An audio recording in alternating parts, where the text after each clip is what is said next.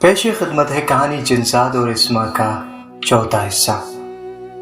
میں یوزاسف جن ہوں۔ میں نے کئی دن کی کوشش کرنے کے بعد پھر یہ فیصلہ کیا، اب کافی وقت ہو چکا، اب مجھے اس لڑکی کا دماغ پڑھنا چاہیے۔ وہ لڑکی مجھے بہت پسند تھی۔ پھر اس رات میں نے اس کے کمرے میں اسے آہستہ سے آواز دی تو میری بات سن کر وہ ایک دم سے بوکھلا کر اٹھ بیٹھی۔ تم آ گئے؟ میں ایک دم سے اس کے سامنے ظاہر ہوا۔ ہاں میں آ گیا ہوں اسما، میں بڑی پیار بھری نظروں سے اس کی طرف دیکھتے ہوئے بولا۔ پھر بولو تم نے کیا فیصلہ کیا؟ میں نے بڑی بے چینی سے اس سے پوچھا۔ کچھ لمحے وہ میری طرف غور سے دیکھنے لگی اور پھر کہنے لگی، مجھے لگتا ہے کہ مجھے تمہاری بات مان لینی چاہیے، اس طرح سے تو مجھے بہت فائدہ ہوگا، اور ویسے بھی تم بہت حسین جن ہو، تمہارے ساتھ جا کر تم سے شادی کرنے کے بعد مجھے بہت سی طاقتیں حاصل ہو جائیں گی اور پھر مجھے کسی زر اور دولت کی ضرورت نہیں رہے گی۔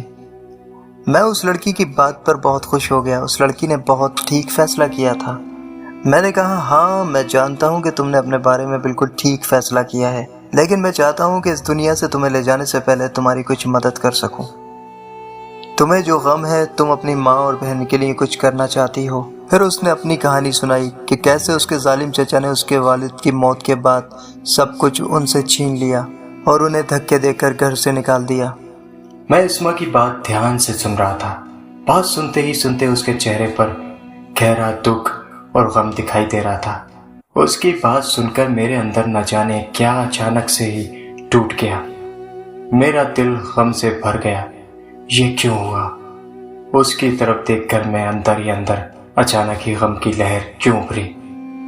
یہ میں آپ کو کہانی کے آخری میں بتاؤں گا، میرا دل کیوں ٹوٹا تھا۔ اس کی ساری کہانی سننے کے بعد میں نے اس سے کہا، اب تم کیا چاہتی ہو؟ تم پر جو بیتی ہے، اگر وہ کسی کے ساتھ بھی بیتی ہوتی تو اس کا بھی یہی حال ہوتا جو آج تمہارا ہے۔ وہ کہنے لگی، میں چاہتی ہوں میری جائیداد، میری عزت اور میرا سب کچھ واپس مل جائے مجھے۔ میں نے کہا، بس اتنی سی بات، کچھ اور تو نہیں؟ اسما نے کچھ نہ کچھ سوچا اور پھر کہنے لگی، کچھ اور بھی مجھے چاہیے۔ میں نے کہا، ہاں کیا چاہیے؟ میں اس سے مزید کچھ اور بات کی توقع نہیں کر رہا تھا، اس لیے میں نے حیران ہو کر پوچھا۔ وہ کہنے لگی، مجھے میرے چچا کی زندگی بھی چاہیے۔ اس کی بات سن کر میں اپنی جگہ سناٹے میں کھڑا رہ گیا۔ وہ اپنے چچا کو جان سے مارنا چاہتی تھی۔ اس کے تیور بڑے خطرناک تھے، ایسا لگتا تھا کہ وہ بدلے کی آگ میں سلگ رہی تھی، جبکہ اس کے چچا کی حیثیت میرے سامنے ایک مچھر کی سی تھی۔ مجھے پہلے تو یقین نہیں ہوا، آیا کہ یہ اتنی معصوم سی لڑکی کسی کے لیے اتنا خطرناک ارادہ بھی رکھ سکتی ہے؟ جائیداد تک تو بات ٹھیک تھی، مگر وہ اس حد تک جا سکتی ہے؟ مجھے اس کا اندازہ بالکل نہیں تھا، مگر اس نے مجھ سے بڑا مطالبہ کر دیا کہ چچا کی دردناک موت ہونی چاہیے۔ اسے ایک دم موت کے گھاٹ نہیں اتارنا، بلکہ اسے تڑپا تڑپا کے مارنا ہے۔ میں نے کچھ لمحے کے لیے سوچا اور پھر میں نے کہا، اچھی طرح سے سوچ لو، ایسا نہ ہو کہ میں کچھ کر بیٹھوں، یعنی میں اس کو موت کے گھاٹ اتار دوں اور پھر تمہیں کوئی پچھتاوا ہو۔ وہ کہنے لگی، مجھے کسی بات کا پچھتاوا نہیں ہے۔ ہماری زندگیاں جس طرح اس نے اچیرن کر دی اور سب کچھ داؤ پر لگا دیا، اور تم کہتے ہو کہ مجھے پچھتاوا ہو؟ چچا کو جتنی دردناک موت مارو گے، مجھے اتنی ہی خوشی ملے گی۔ یہ کہنے کے بعد وہ میری طرف دیکھنے لگی۔ پھر میں نے کہا، ٹھیک ہے اسما، میں تمہارے چچا کو ایسی بھیانک موت ماروں گا کہ اس کا کیا، اس کے گھر والوں کی بھی روح کانپ اٹھے گی۔ میرے کہنے کے بعد اس کے چہرے پر مسکراہٹ ابھری، اور اس کی مسکراہٹ دیکھ کر جیسے مانو میں سب کچھ بھول گیا۔ ہاں مجھے یاد آیا کہ میں تم سے ایک بات پوچھنا چاہتی تھی، کیا فاطمہ کے ساتھ تم ہی کھیلتے رہتے ہو؟ اچانک اس نے مجھ سے سوال کر دیا۔ میں نے مسکرا کر کہا، ہاں مجھے وہ چھوٹی معصوم سی بچی بہت پیاری لگتی ہے۔ اچھا اسما، جانے سے پہلے مجھے تم سے ایک بات پوچھنی ہے۔ اس نے کہا، ہاں پوچھو، کیا بات ہے؟ میں نے کہا، اسما میں تمہارا سارا کام کر دوں گا، مگر کیا تمہیں اس کام کے عوض تمہیں اپنا وعدہ یاد ہے نا؟ میں یعنی اسما اس کی طرف دیکھتے ہوئے ایک لمحے کے لیے چونک گئی اور کچھ دیر خاموش رہی، پھر کہنے لگی، ہاں مجھے اپنا وعدہ یاد ہے۔ پھر تمہیں اپنے وعدے کے مطابق میرے ساتھ چلنا ہوگا۔ میں یعنی یوزارسیف جے اسے عجیب سی نظروں سے دیکھتے ہوئے کہا، لیکن اس کے چہرے سے صاف لگ رہا تھا کہ وہ یہ بات دل سے نہیں کہہ رہی تھی۔ وہ صرف اپنے چچا سے انتقام کی آگ میں چل رہی تھی اور فوری طور اپنے چچا کو سزا دے کر اپنا سب کچھ اس سے اپنا حاصل کرنا چاہتی تھی۔ میں اسما اب دیکھنا چاہتی تھی کہ یوزارسیف جین کیسے چچا کو موت کے گھاٹ اتارتا ہے۔ میرے چچا کو جتنی تکلیف ہوگی میرے دل میں اتنی ٹھنڈ پڑے گی۔ میں جن زیادہ یوزارسیف، میں نے اسما کو وعدہ دیا کہ میں اس کی جائیداد واپس لے کر دوں گا اور اس کے چچا کو بہت ہی دردناک موت ماروں گا، مگر میری سزا کی مدت بہت کم رہ گئی ہے، یعنی مجھے اپنی بستی میں جانے کا بہت کم وقت رہ گیا ہے۔ میں یہ تو نہیں جانتا مجھے کب یہاں سے جانا پڑے گا، مگر اسما کے کام کے ساتھ ساتھ مجھے اسے ساتھ لے کر بھی واپس جانا تھا۔ مجھے اسما بہت اچھی لگتی تھی اور میں نے اسے سچی محبت کی تھی، اور اس کی چھوٹی بہن فاطمہ جو کہ ایک معصوم سی بچی ہے، میں دل سے چاہتا تھا کہ میں ان کا حق انہیں واپس لے کر دوں، مگر اب یہ سوال پیدا ہو چکا تھا کہ میں اس بستی سے باہر تو نہیں نکل سکتا تھا، جبکہ اسما کے چچا کو سزا دینے کے لیے مجھے اس بستی سے باہر جانا ہوگا یا پھر اسے کسی نہ کسی طرح یہاں بلانا ہوگا۔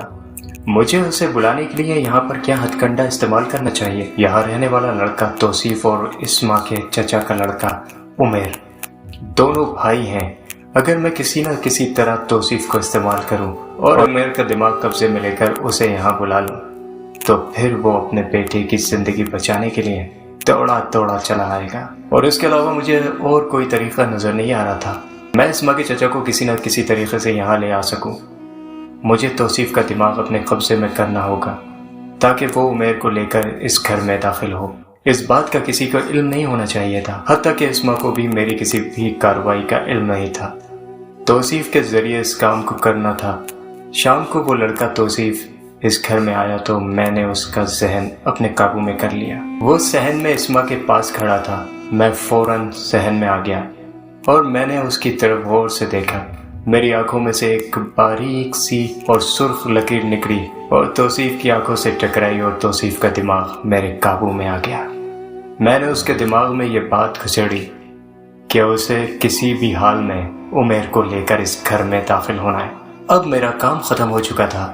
اب عمیر خود یہاں آئے گا، توصیف اسے کسی بھی طرح یہاں لے کر آئے گا، اور جب عمیر یہاں پر آئے تو میں اس کے دماغ پر قابض ہو جاؤں گا، اور پھر عمیر کے ساتھ مجھے کیا سلوک کرنا تھا یہ تو بات کی بات تھی۔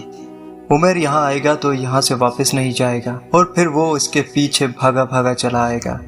رات کا وقت تھا، توصیف اس کو لے کر چلا آیا۔ عمیر اس وقت صورتحال سے ناواقف تھا کہ اسے اس وقت توصیف یہاں کیوں لے کر آیا تھا، کیونکہ توصیف کا دماغ میں نے اپنے قبضے میں جکڑ رکھا تھا، تو اسے بھی نہیں معلوم تھا کہ وہ کیا کر رہا ہے، اس لیے وہ اس کے ساتھ دوڑا چلا آیا۔ وہ سمجھا شاید اسما یا اس کے گھر والوں کو کوئی مسئلہ ہے۔ توصیف اور عمیر کو دیکھ کر میرے چہرے پر مسکراہٹ آ گئی۔ وہ دونوں اسما کے کمرے میں بیٹھے تھے اور ان کی ماں حیران پریشان انہیں دیکھ رہی تھی کہ عمیر اس وقت یہاں کیوں آیا ہے، خیریت تو ہے، اسے یہاں پر کیوں لے کر آئے ہو؟ ان کی بات سن کر توصیف حیرت سے دیکھنے لگا۔ اسی وقت توصیف کے دماغ سے میرا سحر ایک دم سے ہٹ چکا تھا۔ توصیف کہنے لگا، میں تو اسے لے کر یہاں نہیں آیا ہے۔ ان کی بات سن کر ماں نے حیرت سے ہیں کہا، لیکن اتنی دیر میں عمیر کے دماغ پر قبضہ کر چکا تھا۔ توصیف کہنے لگا، کہیں یہ پیسے کے خاطر تو نہیں آیا؟ اس کی اماں کہنے لگی، تم خود اسے یہاں لے کر آئے ہو۔ وہ حیرت سے ان کی طرف دیکھنے لگا۔ میں تو اس کو یہاں نہیں لے کر آیا۔ اتنی دیر میں توصیف بولا، مامی جان کہیں آپ کو پیسوں کی ضرورت نہیں ہے، اس لیے اسما نے عمیر کو بتایا ہو تو یہ یہاں پر آ گیا۔ وہ کہنے لگی، پیسے تو ہمارے پاس موجود ہیں۔ اتنی دیر میں عمیر گمسم اور خاموش ہو گیا تھا۔ اب توصیف کا کام ختم ہو چکا تھا۔ میں نے عمیر کا دماغ مکمل اپنے قبضے میں کر لیا تھا۔ توصیف ابھی حیرت میں ڈوبا اس سے پوچھنے ہی والا تھا کہ تم یہاں کیوں آئے ہو۔ اتنی دیر میں عمیر احمقوں کی طرح کہہ لگانے لگا۔ پھر کچھ دیر کہہ لگانے کے بعد ایک دم سے ہی رونے لگا۔ اسے ایسا اور پاگل پن والی حرکتیں کرتے دیکھ وہاں پر موجود گھر والے اسے دیکھنے لگے۔ شاید اسما اس بات سے واقف ہو گئی تھی کہ اب میرا کام شروع ہو چکا تھا۔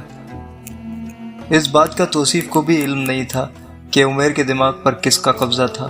توصیف اسے وہاں سے اٹھا کر لے جانے لگا۔ اس نے زور سے توصیف کو دھکا دیا۔ وہ ایک دم سے پیچھے تیزی سے جا کر نیچے فرش پر گرا اور کچھ دیر وہیں پڑے رہ کر پھر آہستہ سے اٹھا اور حیران اور پریشان نظروں سے عمیر کو دیکھنے لگا اور بولا، ابے کیا کرتا ہے؟ دھکا مارا، وہ بھی اتنی تیز؟ تمہیں کیا ہو گیا ہے میرے بھائی؟ خیریت تو ہے؟ توصیف کی بات سن کر وہ بولا، تو میرا مرغا ہے، چل بانگ دے۔ توصیف حیرت سے کہنے لگا، ہے؟ ارے میں کوئی مرغا نہیں ہوں جو بانگ دوں۔ اتنی دیر میں عمیر نے پھر ایک زوردار تھپڑ اس کو رکھ کے دیا کہ چل تو مرغا ہے، بانگ دے۔ یہ صورتحال دیکھ کر اسما کی ماں بھی پریشان ہو گئی، جبکہ اسما کے چہرے پر مکمل اطمینان تھا۔ صرف وہ جانتی تھی یہ ساری میری کارستانی ہے۔ اسی ادھیڑ بند میں ساری رات گزر گئی۔ عمیر ساری رات پاگلوں جیسی حرکتیں کرتا رہا۔ کبھی پاگلوں کی طرف فرش پر اوندھا لیٹ جاتا اور کبھی انگوٹھا منہ میں لے کر بندروں کی طرح اچھلنے لگتا اور پھر کبھی زور زور سے رونے لگتا اور کبھی زور زور سے ہنسنے لگتا۔ ساری رات وہ سارے پریشان اس کے ساتھ ساری رات جاگتے رہے۔ اتنے میں توصیف کی ماں قمر جہاں بھی وہاں پر آن پہنچی۔ وہ بھی عمیر کی ایسی ہذیانی حالت دیکھ کر بہت پریشان ہوئی۔ توصیف تو بیچارہ پریشان تھا۔ وہ بانگ دے دے کے اس کا گلا بیٹھ گیا تھا اور ساتھ ہی وہ یہ سوچ رہا تھا کہ وہ عمیر کے باپ کو کیا جواب دے گا، کیونکہ ابھی تک عمیر وہاں پر واپس نہیں پہنچا تھا۔ عمیر وہاں سے ہٹنے کو تیار ہی نہیں تھا، ٹس سے مس نہیں ہو رہا تھا۔ کبھی بے اختیار دیواروں پر اپنا سر مارنے لگتا اور کبھی اپنے چہرے پر زور زور سے تھپڑ مارنے لگتا۔ اسما اس کی حالت دیکھ کر دل ہی دل میں محظوظ ہو رہی تھی۔ اس کی حالت اتنی خراب ہو چکی تھی کہ وہ صبح تک نیم بے ہوشی کی حالت میں رہا۔ صبح ہوئی تو بیچارہ توصیف بھاگم بھاگ عمیر کی حویلی پہنچا اور عمیر کے باپ کو یعنی اپنے ماموں کو ساری صورتحال جا کر بتائی کہ وہاں پر عمیر کی عجیب حالت ہو گئی ہے اور وہ واپس آنے کو تیار نہیں ہے۔ عمیر کا باپ ایک دم غصے سے گرج کر بولا، کیا ہوا ہے اسے؟ مطلب تیرے ساتھ ہی تو گیا تھا۔ گھبرائے ہوئے توصیف نے اپنے ماموں کو یعنی عمیر کے باپ کو ساری صورتحال سے آگاہ کیا۔ اسما کا چچا تو ایک لمحے کے لیے پریشان ہو گیا۔ عمیر اس کا اکلوتا بیٹا تھا اور واحد سہارا ساری زندگی کی جمع پونجی۔ عمیر کے باپ کو توصیف گاؤں لے آیا، بھاگم بھاگ پہنچا۔ وہ اس بات سے ابھی تک بے خبر تھا کہ وہاں پر اسما اور اس کی ماں دونوں موجود ہیں۔ جیسے ہی توصیف اور عمیر کے باپ نے اس بستی میں قدم رکھا تو میں ایک دم چوکس ہو گیا، کیونکہ مجھے پتہ چل چکا تھا کہ توصیف اس کے باپ کو یہاں لانے میں کامیاب ہو چکا ہے۔ جیسے ہی توصیف کے ساتھ اسما کا چچا گھر میں داخل ہوا تو اپنی بھابھی اور دونوں بھتیجوں کو دیکھ کر وہ ایک ہم لمحے کے لیے حیران رہ گیا۔ پھر اس کی نظر اپنے بیٹے پر پڑی جس کی حالت غیر ہو رہی تھی۔ وہ کبھی اپنے بال نوچنے لگتا تو کبھی ہنسنے لگتا، کبھی اونچے اونچے قہقہے لگانے لگتا۔ میں یوزارسیف جن یعنی اب میرا کام شروع ہو چکا تھا۔ میں چند لمحے دیکھتا رہا کہ باپ بیٹی کی محبت میں کیا کرتا ہے۔ وہ اسے اٹھا کر اپنے ساتھ لے جانے لگا، لیکن عمیر نے ایک ساتھ ہی ایک زوردار زناٹے دار تھپڑ اپنے باپ کے گال پر رسید کر دیا۔ باپ ایک لمحے کے لیے حیران پریشان ہو گیا، مگر یہ تو کچھ بھی نہیں تھا۔ اس سے پہلے کہ اس کا باپ سنبھلتا، عمیر نے باپ کا گریبان زور سے پکڑ لیا اور زور زور سے جھنجھوڑنے لگا اور چیخ چیخ کر کہنے لگا، ظالم انسان، تو نے ان سب کے ساتھ زیادتی کی ہے۔ اپنے بھائی کی آنکھیں بند ہوتے ہی ان کو در بدر کی ٹھوکریں کھانے پر مجبور کر دیا۔ میں تجھے زندہ نہیں چھوڑوں گا۔ اسما کا چچا یہ صورتحال سے پریشان ہو گیا۔ وہ یوں بیٹے کو گلے پڑتا دیکھ کر پہلے ہی یوں بوکھلا گیا تھا۔ اس نے بیٹے کو پرے کرنے کی کوشش کی مگر وہ ناکام ہو گیا۔ پھر عمیر نے اس پر تابڑتوڑ حملے شروع کر دیے۔ توصیف جو سہما ہوا ایک طرف کھڑا ہوا تھا، پہلے تو ساری صورتحال کو سمجھ نہ پایا، پھر دونوں باپ بیٹے کو یوں چھڑانے کے لیے آگے بڑھا۔ عمیر نے تھوڑی دیر میں اپنے باپ کو لہو لہان کر دیا تھا۔ عجیب صورتحال تھی کہ بیٹا اپنے باپ پر تشدد کر رہا تھا اور اسما یہ دیکھ کر خوش ہو رہی تھی۔ اس کی ماں نے تھوڑا احتجاج بھی کیا اور توصیف سے کہنے لگی، انہیں چھڑاؤ، انہیں لڑنے مت دو۔ مگر اسما نے گھور کر اپنی ماں کو دیکھا۔ میں سمجھ چکا تھا کہ اسما اس صورتحال سے کافی خوش ہے۔ عمیر کا دماغ کیونکہ اس وقت میرے قبضے میں تھا، اس لیے میں نے بیٹے کے ہاتھوں باپ کی خوب ترکت بنوائی، اور جب میں نے دیکھا باپ کی حالت کافی پتلی ہو چکی ہے تو میں نے عمیر کے ذہن کو آزاد کر دیا اور فوراً ہی اسما کے چچا کے دماغ پر قبضہ کر لیا۔ چچا ایک لمحے میں سارا کچھ بھول گیا اور بالکل ایسا ہو گیا جیسے کچھ اسے پتہ ہی نہ ہو۔ اسے زخموں کا بھی احساس نہیں ہو رہا تھا، وہ نہیں جانتا تھا کہ وہ یہاں کیسے آیا۔ چچا بالکل بے حس و حرکت بہت خاموش کھڑا تھا۔ وہ بھی کھڑا ہو گیا اور اپنے باپ کی طرف حیرت سے دیکھنے لگا کہ باپ کو زخم کیسے لگے۔ وہ انہیں بڑی حیرت سے دیکھ رہا تھا، پھر آگے بڑھ کر کہنے لگا، ابا جان آپ یہاں کیسے؟ مگر باپ کا دماغ تو میرے قبضے میں تھا۔ اسما کا چچا چند لمحے کے لیے کھڑا رہا، پھر اسما کی طرف بڑھا اور کہنے لگا، بیٹا میں بہت شرمسار ہوں، تمہاری دولت جائیداد تمہیں مبارک ہو، تمہارا حق چھینا، اب جو کچھ تمہارا ہے وہ تمہیں مل جائے گا۔ میں تم سے بھی معافی مانگتا ہوں اور تمہاری ماں سے بھی، تم لوگوں کا مجرم ہوں، خدا کے لیے مجھے معاف کر دو۔ یہ کہہ کر وہ کسی روبوٹ کی طرح پلٹا اور عمیر کا ہاتھ تھاما اور کمرے میں سے نکلا اور پھر نکلتا چلا گیا۔ اسما کی خوشی کا تو ٹھکانہ نہیں تھا۔ توصیف بھی ساری مصیبت بھول کر مسکرانے لگا۔ وہ سمجھ رہا تھا کہ شاید اس کے ماموں کو اللہ تعالیٰ نے ہدایت دے دی ہے، اس لیے اس کا دماغ ٹھیک ہو گیا ہے، اس لیے اس نے اس سے معافی مانگی ہے اور جائیداد کا بھی واپس دینے کو کہا ہے۔ لیکن وہ نہیں جانتا تھا کہ اتنی دیر میں کیا کچھ ہو گیا تھا اور اس کے پیچھے کون ہے۔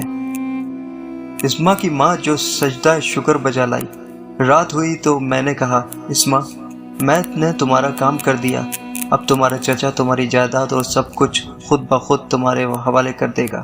اس کے نوکر کل تمہیں خود لینے یہاں آئیں گے، تم اپنی ماں بہن کے ساتھ واپس حویلی چلی جانا۔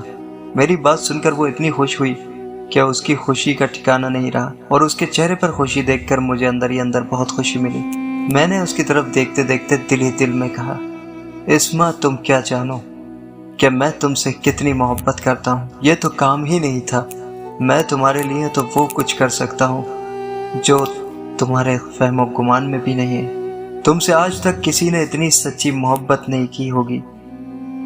یہ میں نے اپنے دل ہی دل میں کہا، اس کے سامنے نہیں کہا۔ اسما مجھ سے کہنے لگی، یوزاسف جن تمہارا بہت بہت شکریہ، تم نے وہ کام کر دیا جس کو میں ناممکن سمجھ رہی تھی۔ اسما کہنے لگی، بلا شبہ ہم انسانوں کے لیے وہ ناممکن کام تھا۔ میرا ظالم چچا کبھی جائیداد واپس نہیں کرتا، تم نہیں جانتے وہ کسی فرعون سے کم نہیں ہے۔ اگر تمہارا سحر اس پر نہیں چلتا تو وہ کسی صورت بھی آسانی سے جائیداد واپس دینے پر آمادہ نہیں ہوتا۔ یوزاسف میں تمہاری احسان مند ہوں، تم نے میرا کام بہت آسان کر دیا، تم میرے لیے بہت خوش قسمت ثابت ہوئے ہو۔ تم جن ہو تو کیا ہوا، تم نے وہ کام کر دیا جو میں کمزور عورت کسی صورت نہیں کر سکتی تھی۔ میں اس کی طرف اداس نظروں سے مسکرا کر دیکھ رہا تھا۔ میں نے اس سے کہا، تمہیں تمہارا وعدہ یاد ہے نا اسما؟ وہ کہنے لگی، ہاں یوزاسف تم فکر نہ کرو، مجھے اپنا وعدہ یاد ہے، مگر مجھے یہ بتاؤ تمہاری کتنی سزا ابھی باقی ہے؟ میری بات سن کر وہ کہنے لگا، اسما جس مکان میں میں یہاں قید ہوں، میری سزا کے وقت یہ مکان بھی یہاں موجود نہیں تھا۔ یہ کئی سو سال پہلے یہاں ایک کھنڈر تھا، کھنڈر میں مجھے لا کے قید کر دیا گیا، پھر وقت گزرنے کے ساتھ ساتھ اس جگہ کی حالت بدل گئی۔ تمہارے دادا نے اس کھنڈر کو مکان بنایا، لیکن یہ میرا مسکن تھا۔ جس وقت میں یہاں آیا تھا مجھے قید میں یہاں رکھا گیا تھا، تمہارے دادا نے اس کے کئی سالوں بعد یہ مکان بنوایا۔ اس کھنڈر کے ساتھ ساتھ ایک پیڑ کے اوپر میرا مسکن تھا۔ میں اس جگہ سے کہیں آگے پیچھے نہیں جا سکتا تھا۔ میں نے کئی زمانے اس جگہ کو بدلتے ہوئے دیکھا ہے۔ میں نے تمہارے دادا اور ان کے بہن بھائیوں کو یہاں بستے دیکھا اور پھر اس مکان کو اجڑتے ہوئے دیکھا۔ پھر سب لوگ یہاں سے چلے گئے۔ یہ جگہ بہت عرصے تک بند رہی۔ مکان بننے کے بعد بھی جگہ زیادہ دن تک آباد نہیں رہی، اور پھر میری قید کی مدت کے دن بہت کم باقی رہ گئے۔ میرا بس اتنا کہنا ہے کہ میری بات سن کر اسما کے چہرے پر خوشی سی کھل گئی۔ میں اسے دیکھ رہا تھا اور اپنی آنکھوں کی پیاس بجھا رہا تھا۔ میں نے دل سے اور دل و جان سے اسے چاہا تھا، مگر وہ بے چینی والی رات بھی گزر گئی۔ صبح اس کے جانے سے پہلے میں نے اسے خدا حافظ کہا تو وہ کہنے لگی، ابھی تک تم نے میرا صرف ایک وعدہ پورا کیا ہے، مجھے میری جائیداد اور حویلی مجھے واپس ملی ہے۔ دوسرا وعدہ، یعنی ابھی تک میرا چچا زندہ ہے۔ میں نے اس کی طرف دیکھ کر کہا، فکر نہ کرو، میں اپنا دوسرا وعدہ بھی پورا کروں گا، تمہارے چچا کو اذیت ناک موت ماروں گا۔ صبح اسما کے چچا نے اپنے ملازمین کو بھیجا تاکہ وہ آ کر انہیں لے جائیں۔ پھر صبح ملازمین آئے اور اسما اور اس کی ماں اور فاطمہ کو لے کر وہاں سے چلے گئے۔ میں اداس بھری نظروں سے انہیں جاتے ہوئے وہاں سے دیکھ رہا تھا۔ اسما سے تو مجھے محبت تو تھی ہی، مگر اس بچی فاطمہ کی جدائی بھی میرے اندر عجیب سی بے قلی پیدا کر رہی تھی۔ مجھے اس چھوٹی اور پیاری معصوم سی بچی سے بڑی ذہنی لگاوٹ ہو گئی تھی۔ میں اسے اپنے سے دور نہیں کرنا چاہتا تھا۔ وہ بہت پیاری اور معصومانہ باتیں کرتی تھی۔ مجھے معلوم تھا کہ وہ دوبارہ اس گھر میں کبھی نہیں آئیں گے۔ میں دیکھنا چاہتا تھا کہ وہ اپنا وعدہ پورا کرتی ہے یا نہیں۔ مجھے ان کے جانے کے بعد یہاں کئی مہینے قید میں گزر گئے۔ اسما نے تو جانے کے بعد تو اس نے پلٹ کر بھی کوئی خبر نہیں لی تھی۔ مجھے وہ ملنے بھی نہیں آئی۔ مجھے یقین نہیں تھا کہ وہ مجھے اتنی آسانی سے بھول جائے گی۔ میں اسما ہوں۔ یزار صرف جن نے نہ صرف مجھ پر اتنا بڑا احسان کیا تھا کہ مجھے میری جائیداد حویلی واپس دلا دی، اور چچا نے پورے ملازمین کے سامنے ہم سے معافی مانگی۔ ماں کہنے لگی، اللہ تعالیٰ کا کرشمہ ہوا ہے، آج تمہارے چچا کو اللہ تعالیٰ نے سیدھی راہ دکھائی ہے اور اسے سچے دل سے توبہ کر لی ہے۔ ہمیں بھی چاہیے کہ ہم بھی اسے معاف کر دیں۔ ماں کی بات سن کر میں خاموشی سے مسکرا دی۔ چچا نے تمام جائیداد کے کاغذات میرے حوالے کر دیے اور حویلی کی چابیاں بھی میرے حوالے کر دی اور خاموشی سے اپنے کمرے میں چلے گئے۔ ایسا لگتا تھا جیسے وہ کوئی روبوٹ ہوں اور انہیں کوئی اور چلا رہا ہے۔ بڑی آہستگی سے وہ رات بھی گزر گئی، مگر صبح کا سورج حویلی میں ایک طوفان برپا کر آیا۔ چچا پوری حویلی میں نہیں تھے، حویلی سے غائب تھے۔ چچا کی تلاش شروع ہو گئی۔ ملازمین نے حویلی کا چپا چپا چھان مارا، مگر چچا کہیں نہیں ملے۔ میں نے ملازمین سے کہا انہیں باہر جا کر ڈھونڈیں۔ پھر پورا دن انہیں ڈھونڈتے ڈھونڈتے گزر گیا، مگر ان کا کچھ اتا پتہ نہیں تھا۔ شام کے وقت ایک بڑا عجیب واقعہ ہوا۔ گاؤں کے قریب ایک نہر میں چچا کی لاش ملی۔ لاش کی حالت اتنی خراب تھی کہ اس لاش کو دیکھ کر سارے گاؤں والوں نے اپنے دانتوں میں انگلیاں دبا لیں۔ سارے گاؤں میں یہ بات پھیل گئی کہ اسما کے چچا نے نہر میں کود کر خودکشی کر لی اور اپنی جان دے دی۔ ان کے سارے جسم میں پانی بھر گیا تھا اور پورے جسم پر پیپ جیسے دانے بنے ہوئے تھے۔ لاش کی حالت بہت ہی عجیب و غریب اور ابتر تھی۔ لاش دیکھتے ہی عجیب سی کراہیت آنے لگتی تھی۔ لگتا نہیں تھا یہ لاش پچھلے 12 گھنٹے سے پانی میں پڑی ہوئی تھی۔ صرف میں ہی اچھی طرح سے جانتی تھی کہ یہ صرف اور صرف یزار سیف جن کا کمال ہے۔ اس نے چچا کو اتنی بھیانک موت مارا تھا۔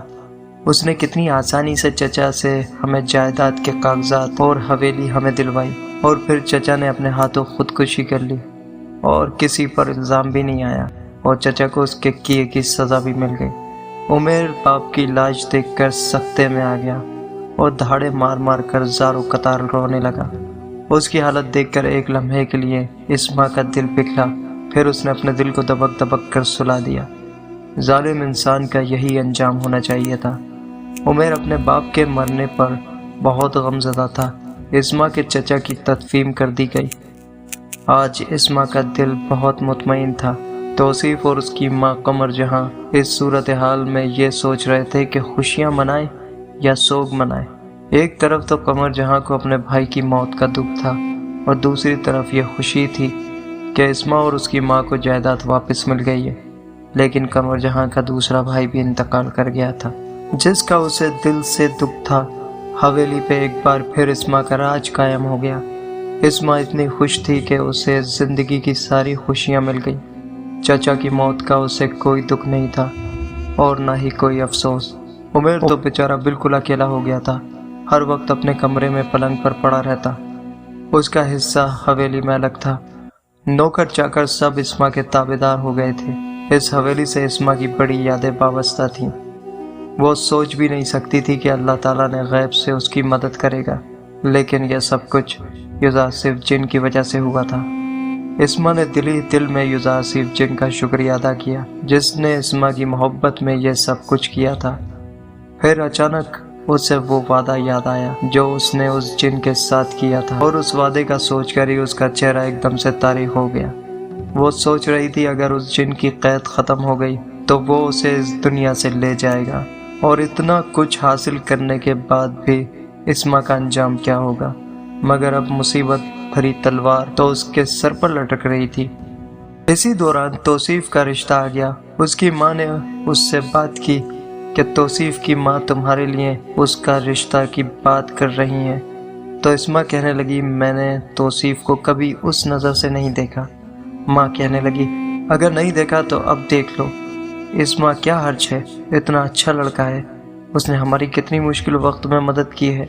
मगर इस्मा हत्ते से उखड़ गई, कहने लगी माँ तौसीफ मेरे भाइयों जैसा है, अब इस बात को भूल जाए, जब वक्त आएगा तो देखा जाएगा। अम्मा परेशान थी, कहने लगी लड़की अपनी ज़िंदगी का कुछ सोच ले। इधर उमेर बेचारा परेशान हर वक्त अपने कमरे में घुसा रहता। इस्मा ने उस पर तरस खाकर उसे उसका हवेली का हिस्सा तो दे दिया था, लेकिन जायदाद का सब कंट्रोल उसके हाथ में था। उधर तौसीफ ने अपनी माँ से कहा कि रिश्ते की बात में तेज़ी लाओ। फिर तौसीफ की माँ ने अपने बेटे की रिश्ते की बात इस्मा की माँ से की तो उन्होंने बताया कि इस्मा ने इस रिश्ते से सरासर इनकार कर दिया है। कमर जहाँ ने यह बात सुनकर एक लम्हे के लिए हैरान रह गईं। वो कहने लगी मेरे बेटे में किस चीज़ की कमी है? फूफो कमी आपके बेटे में नहीं बल्कि मुझ में है, लेकिन कुछ बताओ तो सही, इनकार की वजह क्या है? मगर वो कुछ न बोली तो उसकी फूफी मायूस होकर चली गई। तौसीफ ने यह जब सब सुना कि इस्मा ने उससे शादी से इनकार कर दिया है तो वो बड़ा परेशान और हैरान हुआ। वो सोचने लगा ऐसा तो नहीं है कि जायदाद वापस आते ही इस्मा का दिमाग ख़राब हो गया हो। उसने सोचा कि वो इस्मा से खुद बात करेगा, और अगले रोज़ ही वो इस्मा के पास मौजूद था। इस्मा क्या बात है, तुमने शादी से इनकार क्यों किया? क्या तुम्हें मैं पसंद नहीं हूँ? इस्मा कहने लगी तौसीफ आप इस बात को भूल जाएं तो अच्छा है। तौसीफ एकदम बोला मगर क्यों, आखिर क्या वजह है? तुम जानती तो हो मैं तुम्हें कितना पसंद करता हूँ। मैं जानती हूँ तौसीफ आप मुझे पसंद करते हैं, मगर ऐसा होना मुमकिन नहीं। तौसीफ कहने लगा क्यों मुमकिन नहीं इस्मा, मुझे लगता है तुम मुझसे कुछ छुपा रही हो। इस्मा कहने लगी तौसीफ अगर आप मुझसे शादी करते हैं तो आपकी जान को भी खतरा है, आप कत्ल कर दिए जाएंगे। इस्मा की बात सुनकर वो एक लम्हे के लिए सकते में आ गया। तौसीफ को हैरत का झटका लगा कि इस्मा क्या कह रही थी। वो कहने लगा आखिर तुम्हारी और मेरी शादी से मेरी मौत का क्या ताल्लुक है? तो फिर इस्मा ने तौसीफ को युजासिफ जिन के बारे में बताने लगी। दोस्तों ये कहानी जारी है, इसका अगला हिस्सा नेक्स्ट वीडियो में मुलाहिजा कीजिए। अगर कहानी अच्छी लगी हो तो कमेंट बॉक्स में अपने राय का इजहार ज़रूर कीजिए। वीडियो को लाइक शेयर ज़रूर कर दीजिए और चैनल को सब्सक्राइब करना ना भूलिए। मिलते हैं नेक्स्ट वीडियो में। शुक्रिया।